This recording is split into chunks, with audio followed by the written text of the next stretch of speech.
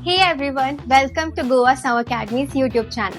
Today we are going to cover a chemistry subject. Is matter around us pure? Let's start the chapter. Look around you. The air you breathe, the water you drink, and even the soil beneath your feet are all forms of matter. But have you ever wondered, are these materials pure? In this lesson, we will explore the difference between pure substances and mixtures and learn how to separate and identify them. Introduction to pure substances. Pure substances have uniform composition and properties throughout. For example, pure water will always contain hydrogen and oxygen in the ratio of 2:1, no matter where it comes from. Each substance cannot be separated into simpler material by physical methods. Next is mixtures. When different substances come together without undergoing any chemical reaction, they form a mixture. For example, air is a mixture of gases like oxygen, nitrogen, and carbon dioxide, while soil is a mixture of sand, clay, and organic matter. Mixtures can either look uniform throughout or show visible components. Our next topic is types of mixtures.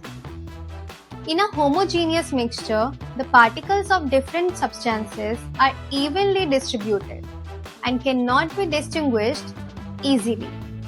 However, in a heterogeneous mixture, the components remain separate and can often be seen with the naked eyes, like sand in water or oil floating on water. Our next topic is solutions, suspensions, and colloids. Mixtures can be grouped based on how their particles behave. So first is solution. A solution has tiny particles that dissolve completely and do not settle, like sugar in water. A suspension has larger particles that eventually settle when left undisturbed, like mud in water. A colloid lies between the two. Its particles are too small to settle but big enough to scatter light, as in milk or fog. Our next topic is Tyndall effect. When light passes through a colloidal solution, the particles scatter the beam, making the path of light visible.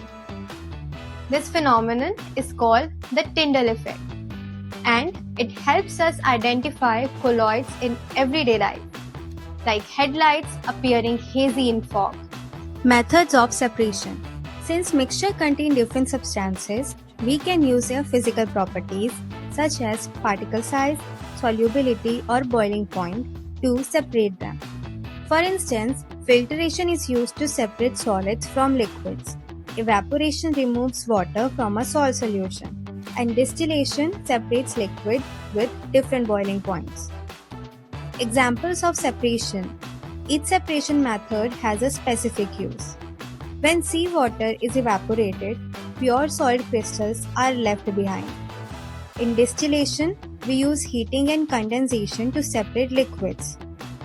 Chromatography, on the other hand, is used to identify and separate pigments in ink, an important technique even in forensic labs. Next is physical and chemical changes. Physical changes only alter the appearance or state of matter, like melting, freezing, or dissolving, but no new substance is formed.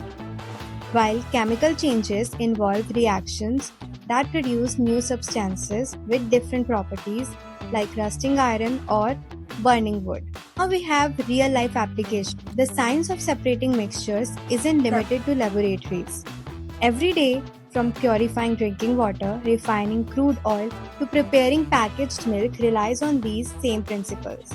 Understanding mixtures help industries and individuals achieve purity and quality in the products we use daily. To summarize, matter around us can exist as pure substances or mixtures. Understanding their composition helps us identify, classify, and separate them efficiently. These principles are not just theoretical, they are the foundation of chemical industries and our daily lives. And if you like this video, please like, share and subscribe to our YouTube channel. You can also comment down your favorite topic you want to learn from us in simple language.